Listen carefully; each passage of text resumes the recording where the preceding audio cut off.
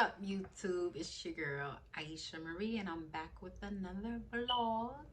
Thank you so much for tuning in. If you're new here, welcome to my channel. I like to think of myself as your cousin. We are family, so welcome. Stay a while, get comfortable. We got tea to spill. If you like what you see in today's vlog, don't forget to like, comment, subscribe. I'm gonna try my best to interact. Turn on that bell notification to be notified when I drop some videos. I'm gonna try to do better, you guys, I promise. If you're not new here, welcome back, bro. So as you guys can see in today's title, we have a lot of tea to spill. Your girl went and got, drum roll, an extended tummy tuck. And let me tell you guys how that went. Stay tuned.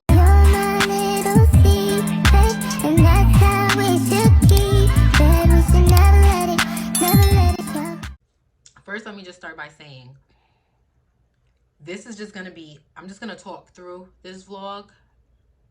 You guys won't believe the shit that happened. I vlogged over 2 weeks worth of motherfucking content throughout this whole surgery journey.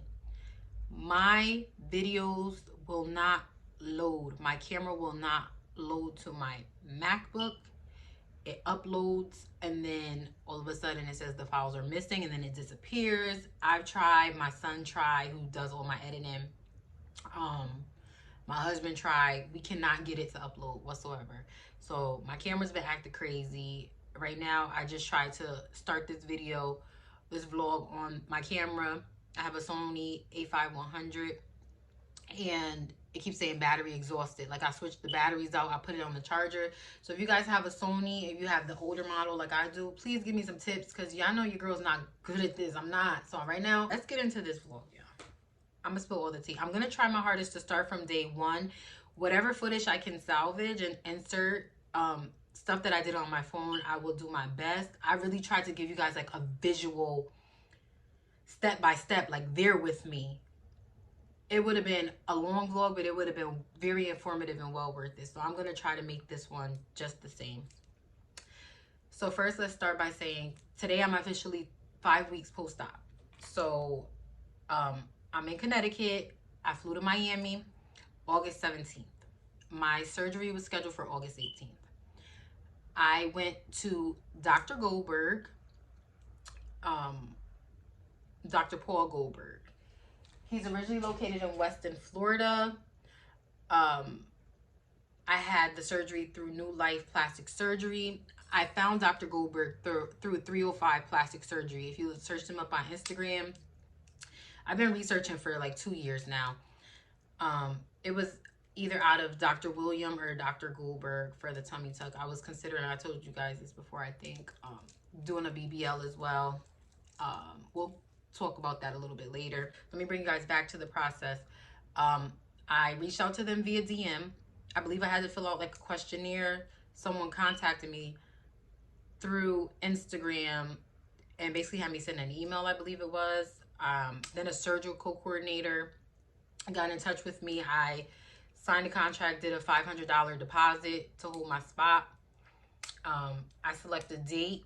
The first date I chose was, I ended up rescheduling because I felt like it was too soon after I had my last baby. It was 6 months, which is what they require, 6 months to a year.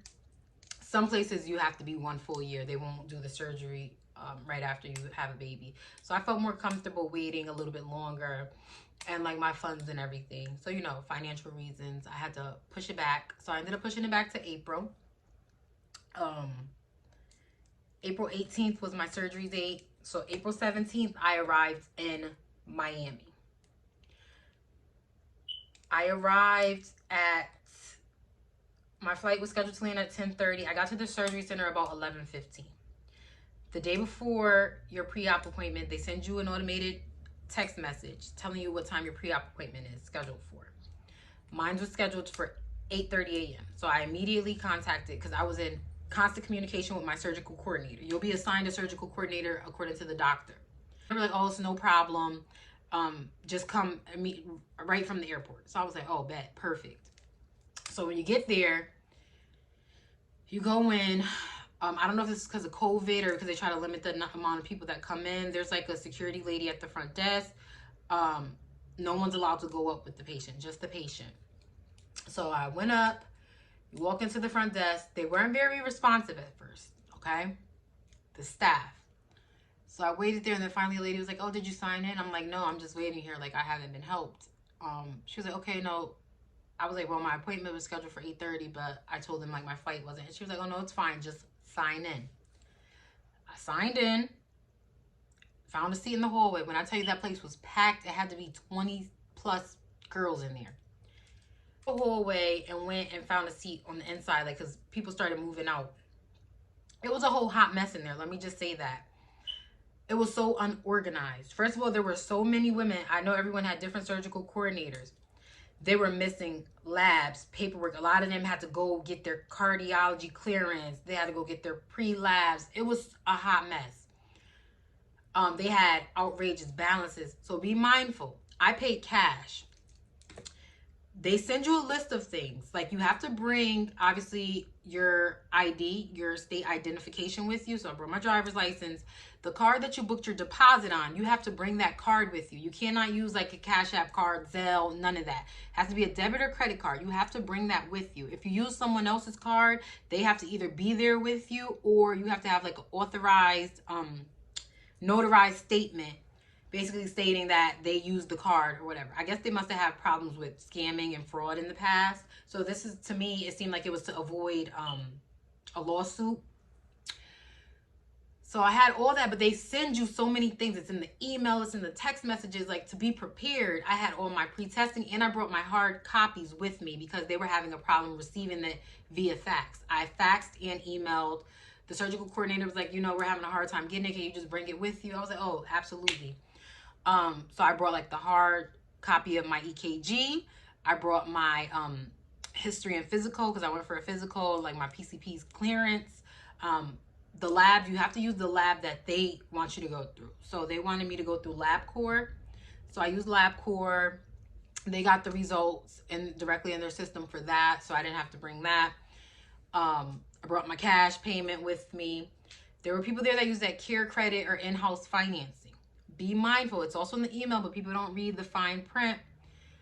If you use that care credit stuff, your finance charge ends up being more. So you end up paying more for your procedure. So there were women there that were unprepared for that because they were obviously quoted one price, but they used the care credit. So now their procedure increased by whatever, $1,000, $2,000. A bunch of us started complaining because, like, what is taking so long? Now it's 4 or 5 hours. We know that we cannot eat after a certain time. We don't know when our appointment time is going to be, but we know we can't eat. I didn't eat anything all day since the airport. And I think I got to the airport at 6 a.m. I was about 5, 6 o'clock. What the fuck is taking so long? So you have to give your urine because they have to test it. They obviously test for drugs, pregnancy, nicotine. Go in the back. They finally called me in the back. You have to fill out a big ass packet with a whole bunch of, you know, your medical history, all that information, your demographics. Filled that out. They did my height, weight. Why? The nurse called me and she's like, do you smoke? Do you vape? I'm like, no. You guys, I don't smoke cigarettes. I don't smoke weed. I don't vape. She's like, oh, your urine's coming back with traces of nicotine. Like, it's a very small amount. I said, a small amount? She's like, yeah. I said, I don't smoke. She's like, does anyone around you smoke?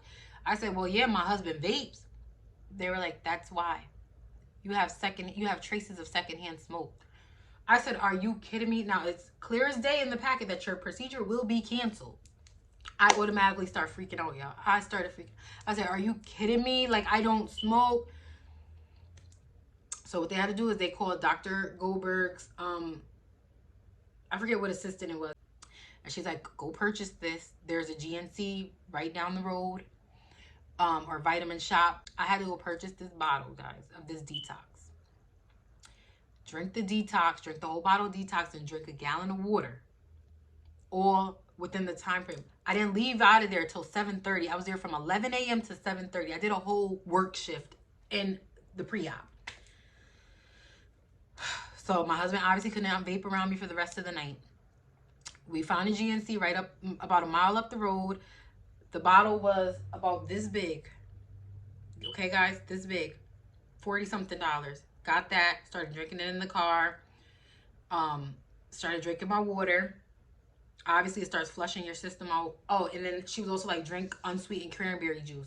So we had to go to Walmart anyways, obviously, to get stuff because we hadn't even been to the Airbnb. We didn't do anything. So we were riding around with the luggage. So finally, we got to the Airbnb. We had to leave back out, go to Walmart.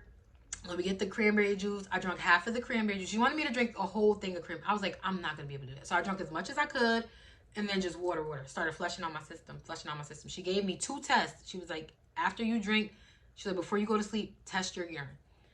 So before I go to bed, I obviously went and got something to eat. I wasn't even hungry because 11 p.m. I took the test and there was no traces. I was like, thank God. I was like, this is the last thing I needed. I was like, if this comes back positive, it's not meant to be. And I just got to get my money back. Let me tell you guys the price. So I got an extended tummy tuck and full back lipo. The extended tummy tuck was $5,000. The back lipo was $2,500. There's some light back lipo, I believe, or like your flank area included in the tummy tuck, but I wanted full back lipo because I had huge rolls, like bra rolls. So, got that done. I paid the $500, the deposit, so I had to give $7,100 in cash because I had to purchase a binder with them. I brought my own binder, but there's a specific surgery binder that tummy tuck patients have to use. And I was expecting a call. They were like, oh, the surgical coordinator, they're going to call you at the time.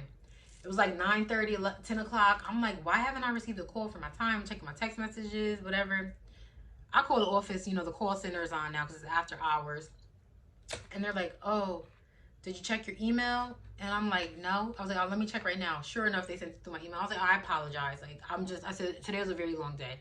So they sent me my arrival time in the email. It was 6:45 arrival time for the next day. That I woke up.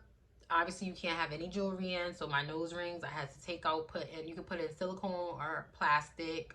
I had to take out all my piercings, no jewelry. The night before and the morning of, they want you to shower using antibacterial soap. I used Hibiclens. You can find that on Amazon or in Walmart. So I used Hibiclens, washed all the surgical area, like the areas you're getting surgery in. Did that. Hold on, guys. Next morning, I get up. You know, I sent out all my text messages, called my mom, told her to kiss my kids. Obviously, I was a little nervous, but I was more so excited, like anxious. So I arrived at the procedure center. Again, no one could come in with you. I'm so happy I had a morning arrival time.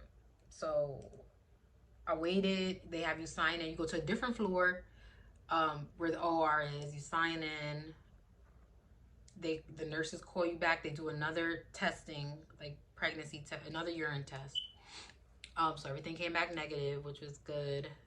Then they bring you to a room. You change your clothes. You put on a gown, and then you wait for the surgeon to come in.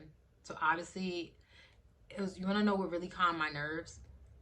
So I'm texting my husband, and he's cracking me up because he knows when I'm nervous. So he makes jokes, and I start laughing.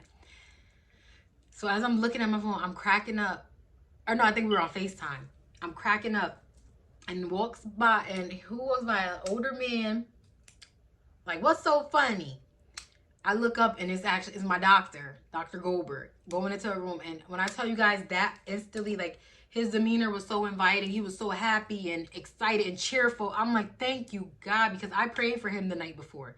I was like, please let my surgeon have a good night. Please let him have a good morning. Let him be in a good mood.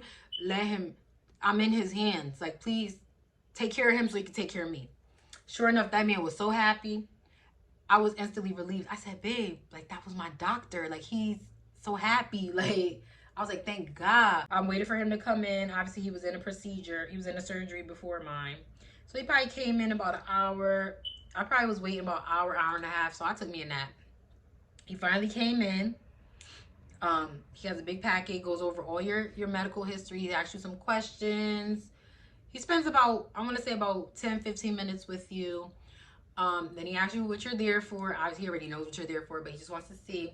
So then he has you take your robe off. He asks you, obviously, do you want more kids? I was like, no, like my tubes are tied. He's, oh, so you're done for good. I said, I'm absolutely done for good. So he looked, y'all. He was like, oh yeah, it's definitely time. You need the tummy tuck. I said, oh yeah, I know, doctor. I know. You know, he was very personable, great bedside manner, made me feel very comfortable. He's doing the markings. Before I could even get out, like, the areas of my areas of concern, he was already marking the areas. I said, doctor, I don't even have to tell you what I need. But that's not to say, if you want something, just let them know. So he marked, obviously, the front. He said, we're going to do this, do the back, da-da-da-da. I'm like, and he said, I've been doing this for many, many years. He's like, you're in great hands. He said, you let me worry about it. You just worry about relaxing. Have your mind at ease. You're in excellent hands. I said, thank you. That's very reassuring. So he was like, he reassured me. He's like, his CRNA or nurse anesthetist will be in shortly to come do my IV, all that. She came in. She was great. I want to say her name was Stephanie. Came in, did my IV ASAP. Got all my stuff, my gown, gave me the blanket. She was like, come on, honey, let's go do this. She put the blanket around me. We walked around the corner to the OR. She had me lay on the table. She gave me a mask, was like, breathe into this. I don't even know when I count. I think I counted to 5, y'all. Out. The next thing I know, I woke up in excruciating motherfucking pain. Surrounded by people in the recovery room. Nurses coming over to me. So I woke up. Are you all right, honey? I said, yeah. Other than I had the chills and like my body was so achy. Like it felt like I got hit by a truck. Everyone's pain tolerance is very different. I have a very high tolerance for pain. I was in mad pain. My robe, blood everywhere because of my period, and then because of they had the incision wrapped up. I was in a binder. I had 2 drains. They put me in a wheelchair. They must have already called my husband. I didn't even know. Like, I didn't know. So they called my husband. My husband was already on the way to come get me. My husband and my aunt, they came and got me. I could hardly move, guys. I could hardly move. I got into the car. They gave my husband a prescription to get my Percocets filled. They give you oxycodone with acetaminophen in it. So with Tylenol in it. The doctor only gives you enough for 3 days. That did not work for me. And I'm usually very good with pain because you cannot take ibuprofen. And ibuprofen is what I take to control my pain. You can only take Tylenol. So, first 3 days were hard. They want you to walk, and stay hydrated. I could not eat. I did not eat anything for the first 2 days other than Jell-O. I'm lying, applesauce. I ate unsweetened applesauce because that's all I could keep down at. They give you a 7-day antibiotic that you have to finish. It's called sulfaxin, I believe, and it's to avoid any infection. You do not want an infection. You cannot shower. You cannot. They give you a whole list of post-operative instructions. It's different, but you have to listen to what your surgeon suggests, what your leader. That's why I changed. I had to go pick my kids up when I got out of work. You know, I work from home. Okay, I'll be there in a second. So like I was saying, had my surgery on Tuesday. I couldn't take a shower until Sunday. So all those days I was bird bathing. There's like a list of products that they give you to bring. I bought these big baby wipes, like heavy duty baby wipes. They're like cloths from Amazon. I think it was like $10 for the pack. It was by Johnson & Johnson. So the first day I just wiped down with that. After that, day two and the rest of the days I did like a bird bath, obviously. I felt absolutely disgusted, I'm not gonna lie. So by the time I was able to have a shower, you know, you have to wash your incision, everything like that. You obviously need help. Let me guys tell you, the shower was very hard for me.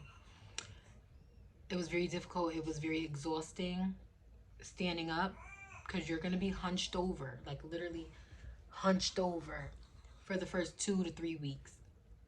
It was very difficult, very exhausting. Then let me tell you guys what mistakes not to make. Some things that I did wrong. So the binder that they give you, you have to wear that for like the first 4 weeks. well, my surgeon required me to wear it for the first 4 weeks. I can't, that's the stage 1. I cannot change it to a stage 2, which is a regular faja, which is what I have on now, until I was like, he said like 3 to 4 weeks. So I waited 4 weeks. No, I did 3.5. Compression binder is so uncomfortable and it hurts so bad. Like, it's so tight. It's more, it is not painful. It's just more discomfort. I and my husband were not compressing me enough. So it was very loose.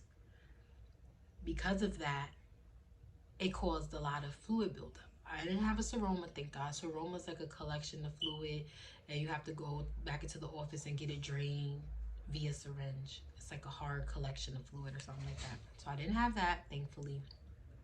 But it's just so swollen and so much fluid.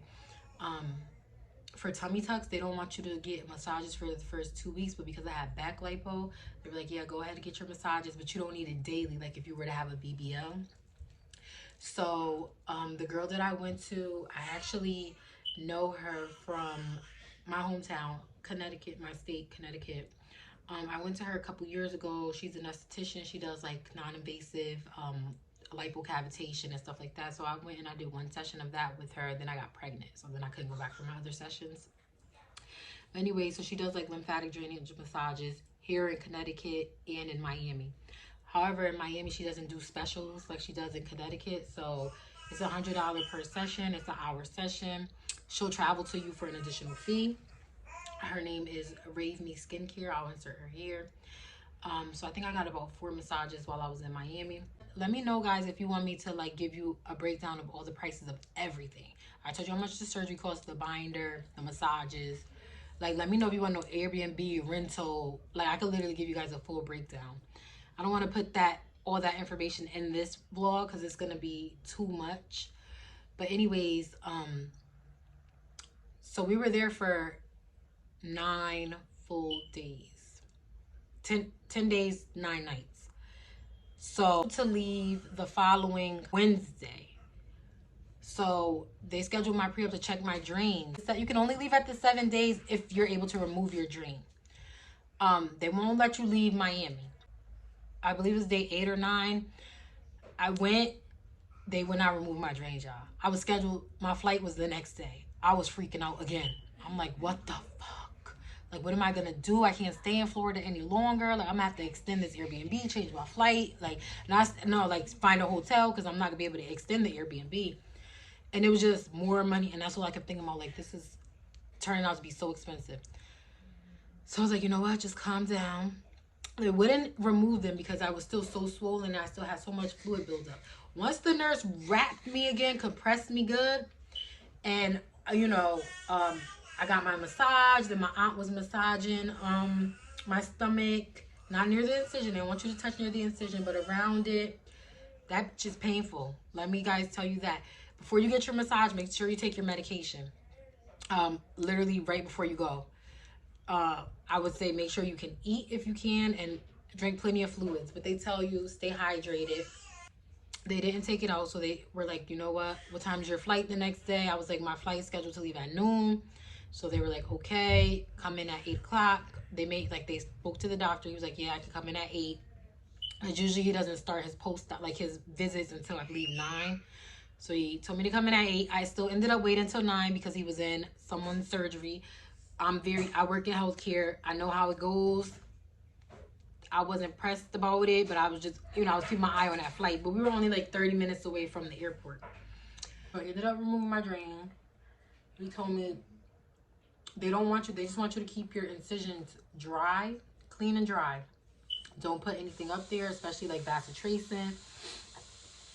The surgeon will give you a recommendation of what to start putting up there after like a couple of weeks. So they want you to do that once like your tape falls off, your bandages, and once your incision is healing, is a little bit, more along in the process. So my doctor told me to order Kelacote. I got it off of Amazon. It's like a gel. I believe it's like a silicone based gel. That little shit is expensive, y'all. It's a little tube about this big, $20. I started using it, so I ordered it right when I was in the office. I Started using it, I want to say like week 3. My baby. That's mine. And that was in the microwave. Yeah. I started using it week 3 once my incision was healing a little bit.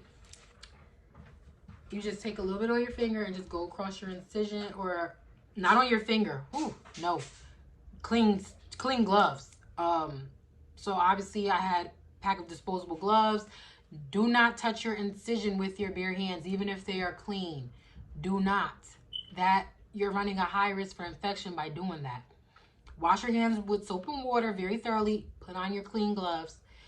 Someone's helping you. I don't care if it's your mother, your husband, your sister, your wife, your child, you. It does not matter. Wear gloves. Period. End of story. I'm 5 weeks post-op and I still keep my incision covered. And for the most part, it's pretty much healed. Like, it's still tender in some spots and there's like a little bit of scabbing, but there's no leakage or drainage or anything like that.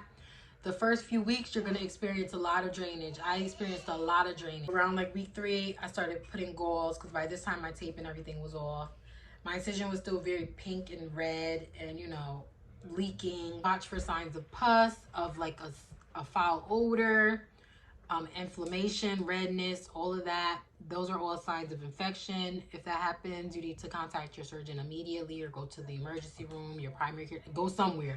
Seek medical attention. Going to the dollar store and buying like shower linings, because this was the cheapest option, because even if you're in a hotel, or an Airbnb, you have to be mindful of this. You don't want to ruin any of their stuff. You want to completely cover your bed, your floor, because you're going to be bleeding. You're going to be, you know, leakage. There's going to be just bodily fluids everywhere. So we bought that. The plastic was so uncomfortable. My husband was like, no, this is not going to work on this bed. So he went and got a mattress cover from Walmart. I don't know. It probably was like $20 or less. I didn't go with him. I stayed at the Airbnb with my aunt. And he bought doggy pads. So instead of, that's a cheaper option instead of trying to find like Chuck pads or whatever and bringing it with you. Line my side with like the Chuck pads. I didn't have too much bleeding. The only bleeding I really had was on my back from the lipo and then my period. So another thing that was very smart, I ended up, my husband brought me some Depends too, because I was like, buy me some diapers. Like, don't buy me pads because it's just too uncomfortable. We're women, things happen, you know, my period just happened to come. I knew that was coming. I was like, of course, you're going to come right when I'm going for surgery. Your ass was supposed to be here 3 days ago. But whatever, because since I've had my tubes tied, my period has a mind of its own. So, the diaper was the best thing ever because, one, it helped with my period. It helped with all the leakage, like holding my all my dressings in place. I didn't have to worry about anything tight. It was perfect. It was absolutely perfect. I wore those Depends until I was 3 weeks post-op. 3 weeks is when no period. Period was long gone. It was just the most convenient, most comfortable thing. And I wasn't going anywhere. You know, you're wearing loose-fitting clothing. I had on like muumuus, extra large maxi dresses that I had ordered from Shein for $5. All of them were like between $4 and $6. I ordered one, I want to say like 7 of them. That's all the stuff you want to bring with you. You want to bring loose-fitting clothes. Don't bother bringing your boards, your binders, that was wasteful. I did not have to bring that because, one, I didn't get to use my binder that I ordered off of Amazon right away. I didn't get to use that. I didn't use the boards because they don't want you to put the boards in right away after a tummy tuck. I could not put I just inserted my boards about a week ago. Yep, 4 weeks. I've been wearing the board for a week. And they want you to do the soft foam boards around, and then your one harder board in the front. I do need a backboard. I'm going to order it from Amazon. I found one for like $20, so I'm going to go ahead and order that. I'll probably order it tomorrow because I want to get my back. These are all things like these boards and this all compresses you and it gets you snatched. You just having the surgery alone is not going to get your shape. It's basically like, it's like the blueprint. It's the outline, but you have to do other things, additional things to put in the work. You got to do your massages, you got to do your compression, you got to drink lots of water. I cannot lift more than 5 pounds for the first 4 weeks. He was like, I do not want you lifting anything more than your phone and a fork. I was like, but I have, at the time my daughter was 9 months. I was like, I have a 9-month-old. He was like, I'm sorry. He was like, you're not going to be able to pick her up for at least 4 weeks. That was the hardest part. That was so hard, you guys, not picking up the baby. Follow your post-op care. Like, follow it to a T. I will say, be mindful after your surgery and when you start feeling better of your nutritional intake, your diet. I started PMSing, so I started going overboard with food, and I could feel the weight. Like, I could feel myself gaining weight, like water weight and everything. So today, actually, I just started back. I'm gonna just do I'm gonna put myself in a calorie deficit, and I'm gonna do lower carbs. I've upped my water intake again. You have to protect your investment, and I feel like I'm human. You know, we fall off the bandwagon. You guys all know this if you see my other videos. This is all, you know, weight loss. This is a journey. You're gonna have ups and downs, but you definitely want to protect your investment. So fat will not grow back. Fat cells will not grow back in my abdomen, like my tummy area where I have the tummy tuck. Those fat cells are gone. But what will happen, other areas will blow up. Do your research. You get fat every fucking where else. Your hips, your hips, your face, your arms, your back, your thighs, your butt if you're lucky. But anyways, so let me tell you guys what happened 2 weeks post-op. Once I was back, I stayed at my mom's house. My whole family, we stayed at my mom's house. The shower, we did the dressing change. My mom, you know, it was exhausting, very exhausting. Like I told you guys, like the first one, it was absolutely horrendous. Did the shower, I thought it was okay. Did the dressing change. I started feeling like hot, like I don't know. Tell me why. Room started spinning. My husband was laying down. He was like, sleep. I called for my mom. She came in, and I was like, you know, I don't feel good. I feel like lightheaded, like dizzy. So, only thing I can remember is my binder was mad tight too. I was like, and it was like rubbing on part of my incision. So I'm like, let's take this off and put it back on a different way. Why would she took that binder off, y'all? To go put it back on. Why? Tell me why I just passed out. I just fainted back. Thank God I was on the bed. And they do not want you laying flat. They want you at a 45-degree angle with like pillows behind you, pillows under your legs, and like bent like this. I fell straight back, y'all. That was scary. And I heard my mom calling my name. Like she was calling me. She called me like 3 times. And then I popped up in my adrenaline. I just sat back up. Like, you would think a bitch did not just have surgery 2 weeks ago. So, she gave me like a cool washcloth. I was drinking fluids. It was just overloaded. My body was overloaded and absolutely exhausted. That was very scary for me. I never passed out. Some people were like, oh, you should have sought out medical attention. I was fine afterwards. I rested. Able to work remotely, so I was working from home. Like, my husband went and got all my equipment and brought it to my mom's house. So I stayed at my mom's house for 10 days. So I was not home for almost 20 days. Finally, I was like, I'm ready to go home. So came home, you know, started getting back in the swing of things. I felt helpless. I went through ups and downs, you guys. You're going to have a lot of different emotions. It's going to be a hard time for you. Because mentally, it's a lot. Physically, it's a lot. Emotionally, it's a lot. Then I'm not someone that, you know, I don't like to depend on people in general. Even if it's people that I love. Like, I'm just a very independent person. And there was several times that I just bust out crying. My husband was like, why are you crying? I'm like, just because I feel bad. Like, I kept knocking stuff over in the Airbnb, they had these little bedside tables. One wrong move, all the shit was falling on the floor. So I felt so bad because my husband and my aunt, when she was there, kept having to get up and grab stuff that I was knocking on the floor. So I had a couple of meltdowns, mini meltdowns. So just be prepared for that. And here I'm not gonna lie, I went into this thinking like, oh, I'm 100% mentally prepared. I've been researching for years. I've wanted this for years. Absolutely. I still had a meltdown. I 100% had a couple of mini meltdowns, like I said. I feel like no amount of research and no matter how prepared you are can really truly prepare you until you experience it. You have to experience it for yourself.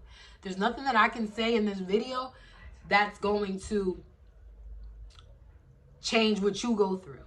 You get what I'm saying? Like, hopefully I'm trying to share with you guys my experience. Hopefully, you know, the bad things that happen, hopefully you won't experience it, and, you know, trying to make the process easier, but you still have to go through it yourself.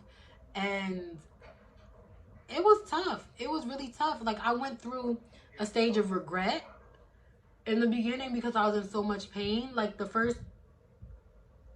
was, like I said, the first 5 days, like, I want to say maybe the first 3 days I was regretting it. Like, why did I do this? What did I put my body through this for? Like, you could have just dealt with the loose skin.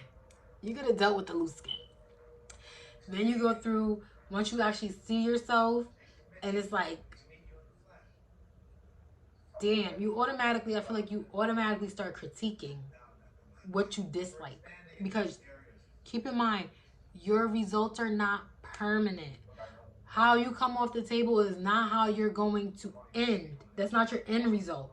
You have to give your body time to heal. So when I first saw myself, I was so swollen. I automatically, like, I knew my stomach was flat. My waist wasn't as snatched as I thought it was going to be, but my stomach was flat, which I was very happy about. My back, the lipo takes a while to start conforming for you to see. Once the inflammation and the swelling goes down, yeah, I was like, it doesn't even, like, instantly in my head, I'm like, it doesn't even look like I had lipo. Honestly, it was like, I wasted $2,500 on back lipo. I don't see any difference. But I just was like, you know what? Just relax, do your massages, wear your compression. About around week 3, I started noticing a huge difference. And I even asked my husband, he was like, yeah, your back went down. Like, you don't have those back rolls anymore. How they were anyways. Like, they're still, you're going to experience swelling for up to 6 months. Some people longer. I'm going to try to see what I can salvage from, like, my phone videos and what I could try to get off this camera. If I can get on it. But I hope this information helps you guys. You know, do your research. Don't just jump into it. Don't just go with the cheapest person. Save your money. Like, if you guys want me to tell you how I saved, because I saved that. Like, I'm still, like, we're working people. Keep in mind, like, you still have your everyday bills and your families and all that. Unless you're a single person, you don't have kids and all that. Then, girl, get to the bag. Save your money. Get your surgery. But for those of us that still have, like, other responsibilities, you got to make sure your house is taken care of first. So I was just putting money to the side. Put down below if you guys want me to give you, like, a price breakdown of everything, so you can really know, be prepared on what to spend, and make sure you have enough money. You do not want to go into another state, or even if you're from Florida or whatever, you don't want to go into the surgery. You don't have enough money to do what you have to do. I feel like with this experience, the post-op was the most tedious. That was the most tedious process. Once I got the surgery was done. It was done. But now it's like, damn, this is where I really got to put in work. Like, I really have to do everything. So I want to show you guys 5 weeks post-op. I really didn't want to do a reveal until I was 6 weeks, but I'll let you guys see. I'm not going to do a 6-week reveal. I'm not going to do a 5-week reveal of my actual stomach. I'll show you guys one day post-op. I'll insert a picture. Oh, let me make sure you can't see mine. So this is my, so I have on a faja, I have on my board. Let me just,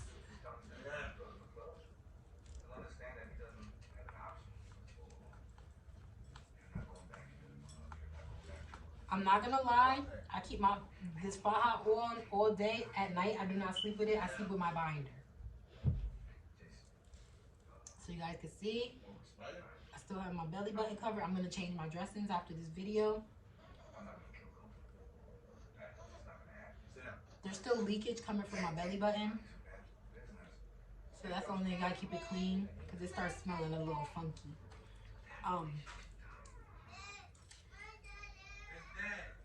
So I put it on as soon as I wake up in the morning.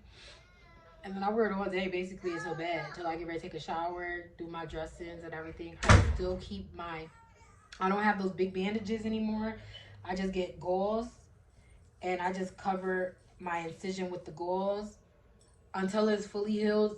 And I don't have any like tenderness in that area. Like certain parts are still very tender. I'm going to keep them covered. Make sure you're walking and everything like that. I'm not saying go shopping. I'm not saying go to no concert, go lay on the beach. I'm not saying none of that. Get out. If you could stop and grab a bite to eat, go ahead if you feel up to it. If you could sit. If you can't, then don't. Stay in your Airbnb, you know? Chill out. Your recovery house. You are going to need help though, ladies. You're going to need help. Make sure you have a reliable caretaker. It's a lot of work. And it cannot be someone that's going to get agitated or aggravated, because they're going to be, you literally cannot do anything by yourself, at least for 2 weeks minimum. If you don't have anyone like that, you're going to have to pay for a recovery house. You're just going to have to spend the money.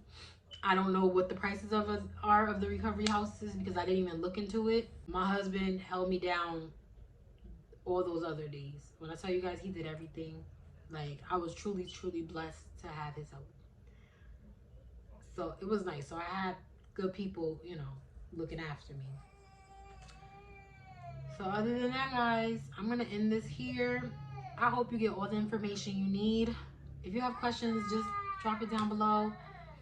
Listen, before we go, I want you guys to know, disclaimer. I understand, listen to me carefully, cousins and haters. No, I don't have haters. We don't have haters over here because I'm very unbiased and everybody's entitled to their opinion. Just know what we don't do on my channel, we don't disrespect, because I can give it right back. I'm very respectful. I love everybody. Don't come at me crazy. If you don't agree with something I say, you can let me know. Just don't come at me crazy. Don't disrespect me. But anyways, cosmetic surgery is not for everyone. Understand that it is elective. It's not necessary. That's what you guys need to understand. This is something I wanted to do for me. I knew the risk 100%. I 100% knew the risk that I was taking. I was willing to take that risk. If you're uncertain or you're on the fence, I personally would not do it until you're 100% sure. I love myself. Now I love myself even more. And to be completely honest, if I had to do it all over again, I 100% would. Now I just know the do's and the don'ts. So it would make the process a whole lot smoother for me. I am learning to accept my results because I'm happy with them, but I know that I still have a long way to go as far as healing. I'm gonna try to insert some clips for you guys, and I hope you enjoy. Don't forget to subscribe to your girl. Let me know. I'm trying to get more videos out there for you guys. Let you guys, you know, I want you to stay on this journey with me. This is just really the beginning, and I'm so excited. I'm so excited to have you guys here. Thank you for your support, to all of you who have been following me from the start. Yeah, I don't know what I'm doing. Like, I don't. But I'm just learning. So like I said, if you have any tips and tricks, let your girl know. I'm not too good. Let me know. Let me know about the camera. Give me some help. All right, you guys. But I'm going to catch y'all later. Love you all.